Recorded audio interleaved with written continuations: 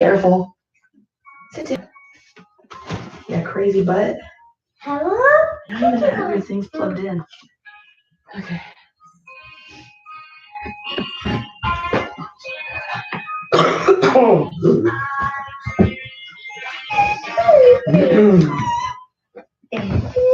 That's funny. Okay.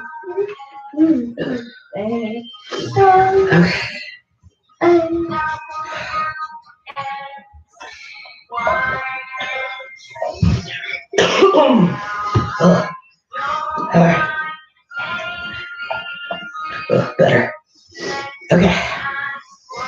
Ready? Ready? No, I'm not going to crack a toe right now, okay? We're going to read. So last time we stopped at. Are you even watching this? You're not even watching this. Can you turn this off? And mommy's already talking low as is. Okay. Into the unknown from Genesis 11. Nahor, your brother Abraham, is teaching people to worship one God.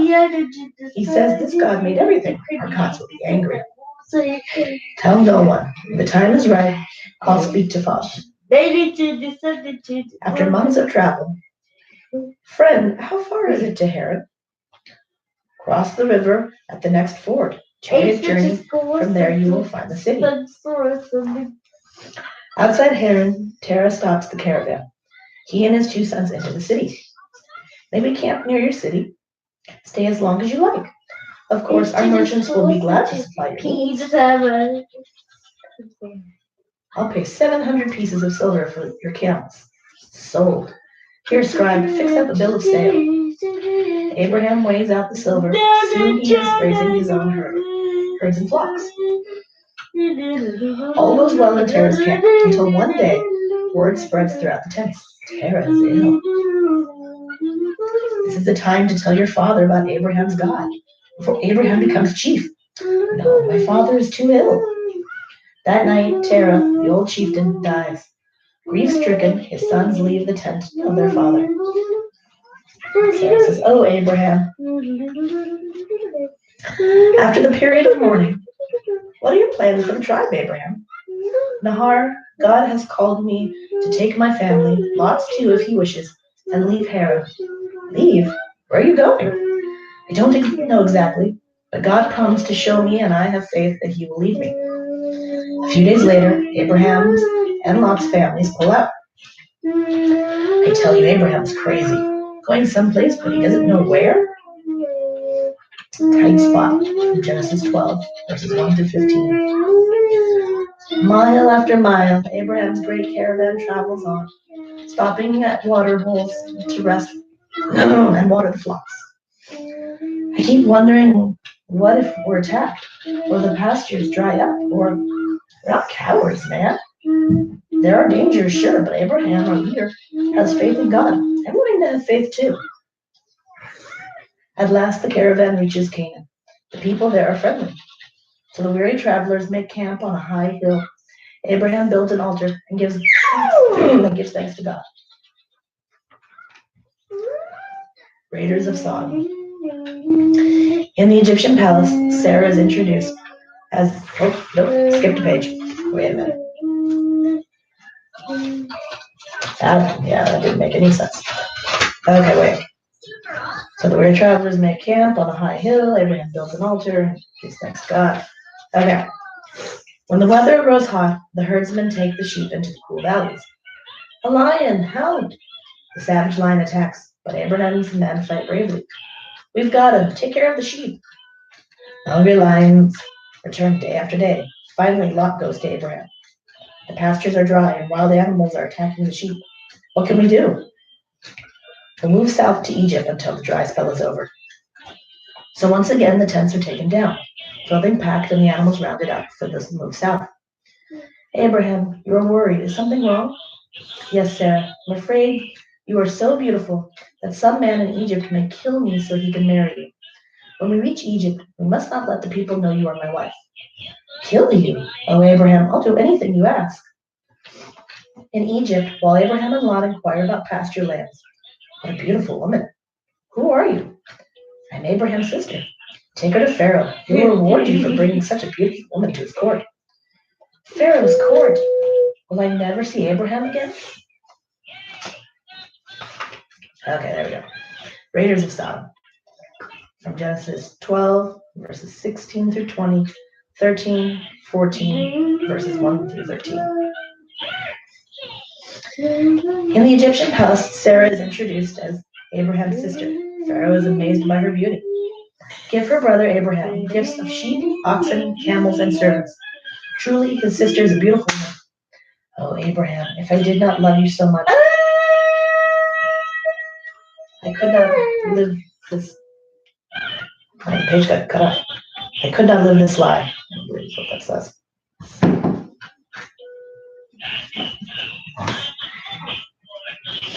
But Sarah's presence in Pharaoh's court brings trouble. A plague breaks out. This sickness came upon us at the time the foreign woman was brought here. I have learned she is really Abraham's wife, not his sister. Get rid of her. When Pharaoh learns the truth about Sarah, he calls for his soldiers. Bring Abraham and Sarah to me now. Abraham, why didn't you tell me the truth about your wife? Take her and go your way at once. Pharaoh's orders are carried out at once, and Abraham leaves Egypt. Oh, Sarah, forgive me. All this long journey from Ur, I trusted God, and he protected us. When I became afraid and did not seek God's help, I was a coward.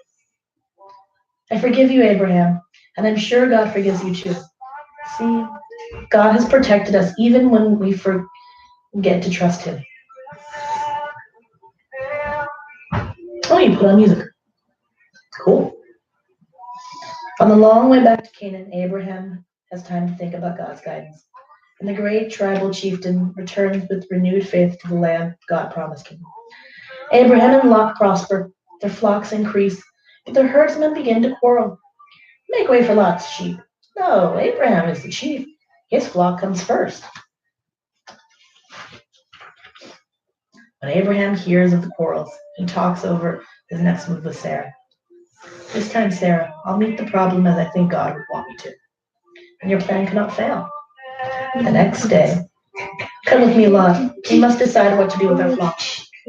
Why should we climb a hill to do it? There must be no more quarreling among our people. We will separate. Choose where you would like to go, and I will take what is left.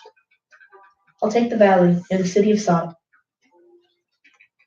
A stranger's prophecy from Genesis 16, 17, 18, 19, verses 1 through 10. Look toward heaven and count the stars.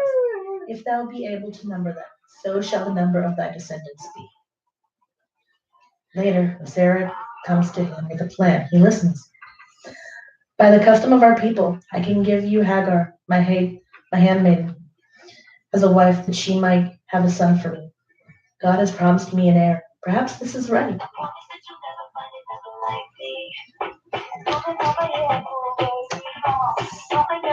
You put on Taylor Swift, huh? Okay.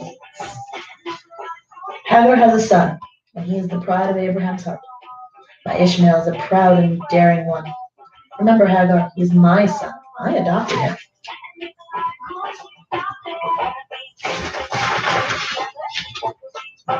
As Ishmael grows to boyhood, he is the center of attention throughout the camp, and the source of trouble between Hagar and Sarah. Someday my son will rule this whole tribe. Hagar gets more sure of herself every day. Abraham worries about the trouble in his camp. One day, while he's resting at noontime, and thinking about Ishmael, Hagar, and Sarah, he looks up. 3 strangers approach his camp. Abraham greets them and invites them to rest and eat with him. While they are eating, one of the strangers gives Abraham surprising news. Your wife Sarah will have a son. Who are these strangers to bring false hope to Abraham? I am too old to have children. But Sarah is not the only one who overhears the news. Hagar also listens and is afraid. If Sarah has a son, what will happen to Ishmael and me? When the strangers leave, Abraham walks away with them. That city of Sodom is so wicked that God may have to destroy it. This is a messenger from God. They are talking about the place Lot lives. Abraham prays for Sodom, and God promises that the city will be saved if there are 10 good men in it.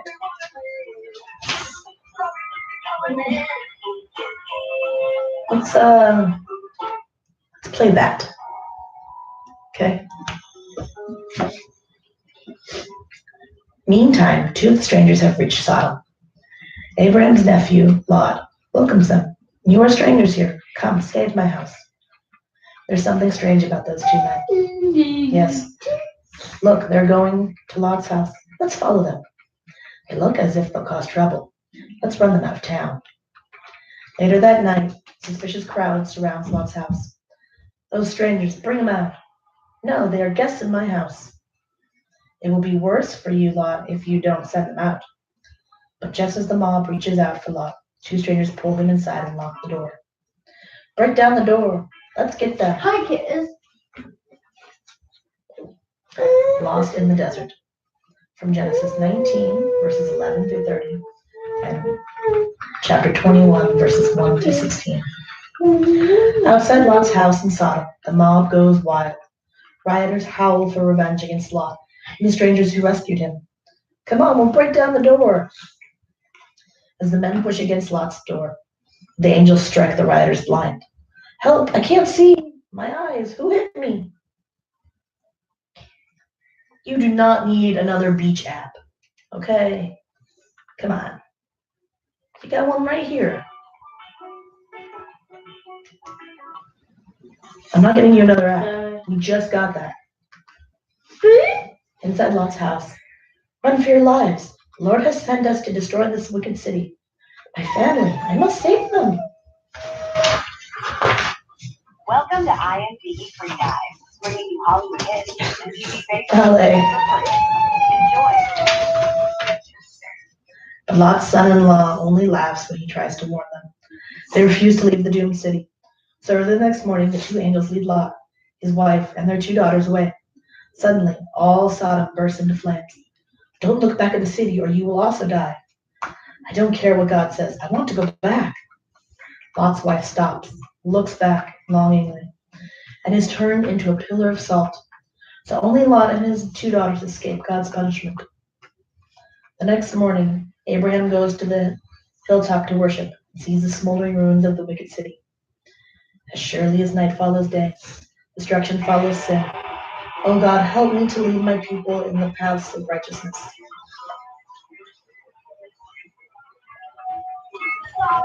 What are you watching? Give me. What is this? You don't need to watch Contact.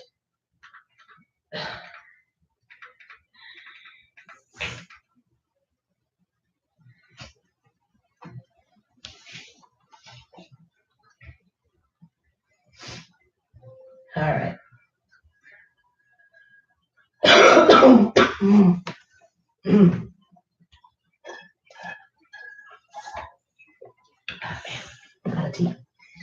Eager to leave the ruins of Sodom, Abraham moves to Beersheba, near the desert. Here Sarah's son is born. Abraham has named his second son Isaac. What will become of Ishmael, his first son? He might have been our ruler after Abraham, but now the baby Isaac will rule our people. What? Yeah. What do you want me to do?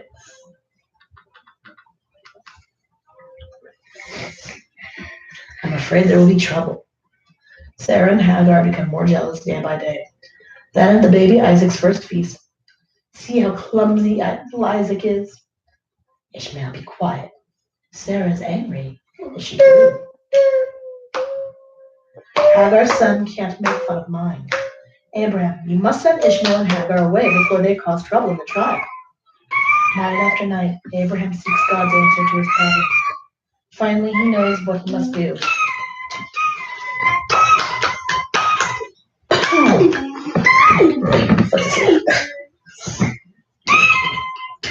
Early one morning, because of Sarah's jealousy, it was better that you and Ishmael leave.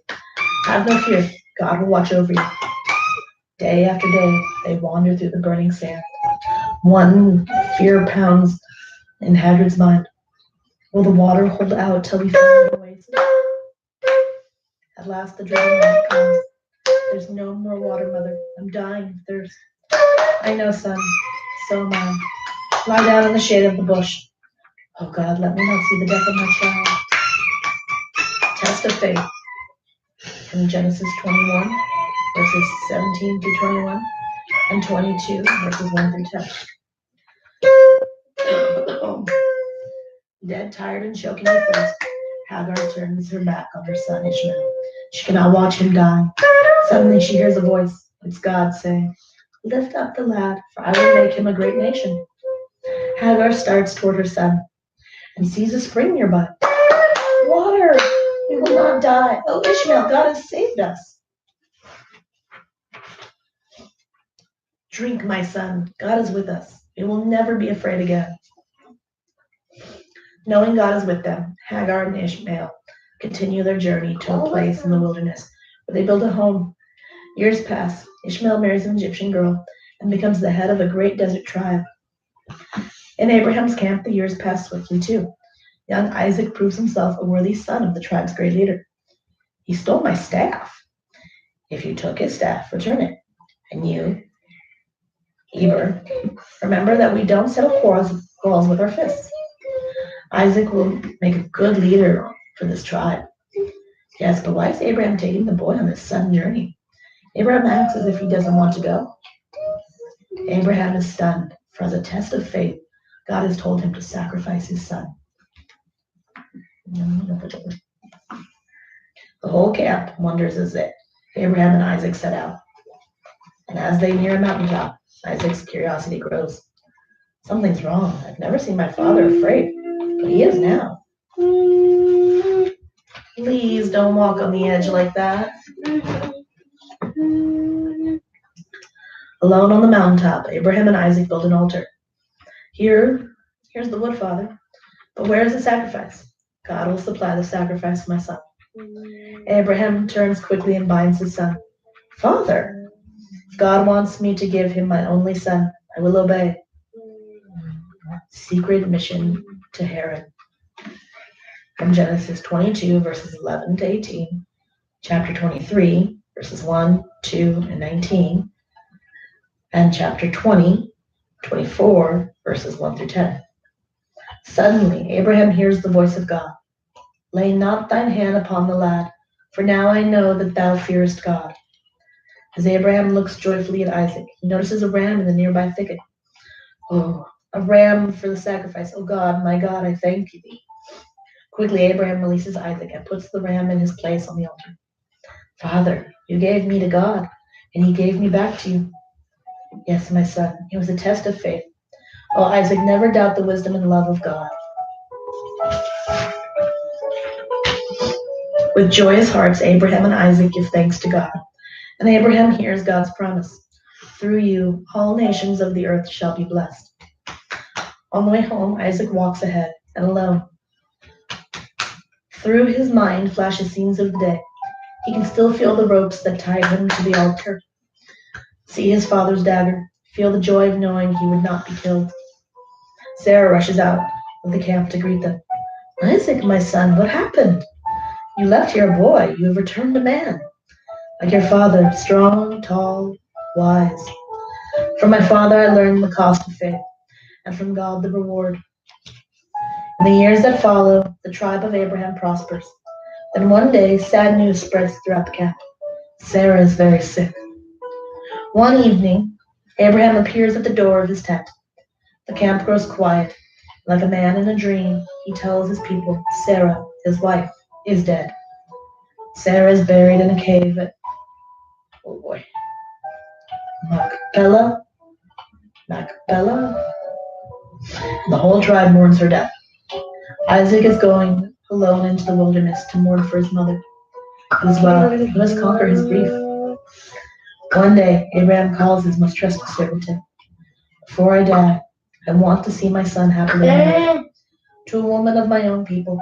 Go to Haran and bring back a wife for Isaac. Abraham's servant gathers a long caravan. He leads it across the desert and finally reaches the city of Haran, where Abraham's relatives live. What a big city. How will we ever find the right wife for the man who will one day be chief of our tribe? Alright, we'll read last little bit, then we'll call it for the night. A bride for Isaac. from Genesis chapter 24, verses 11 through 67, and chapter 25, verses 7 and 8.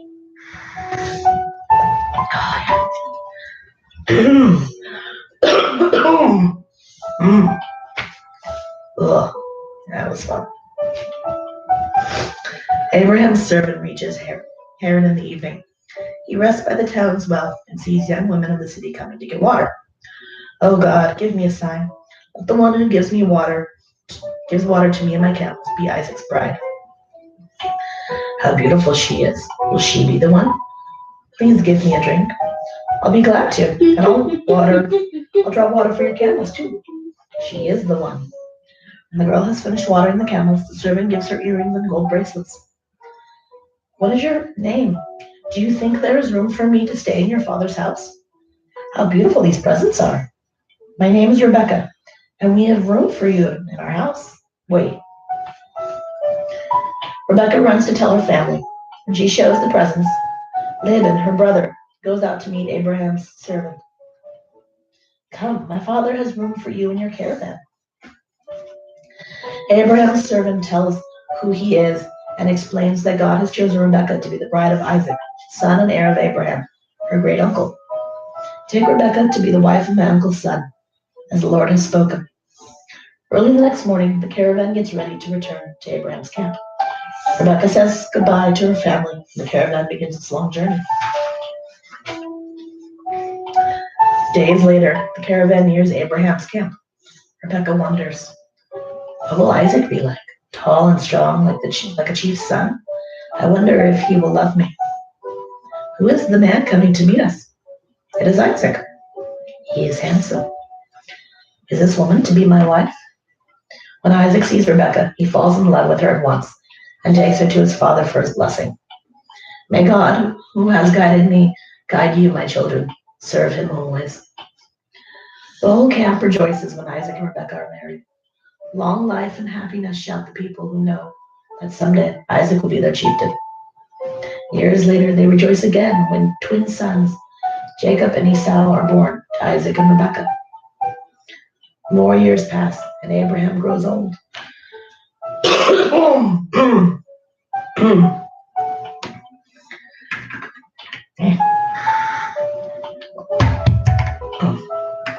Knocking down cups and everything.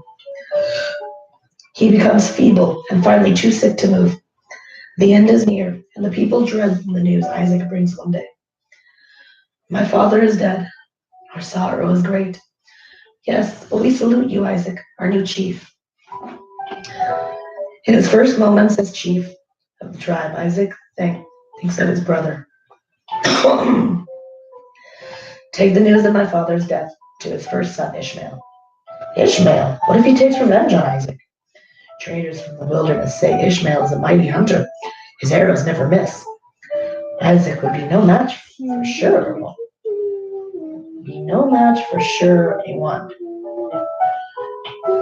For such a one. Gosh, my brain is dying.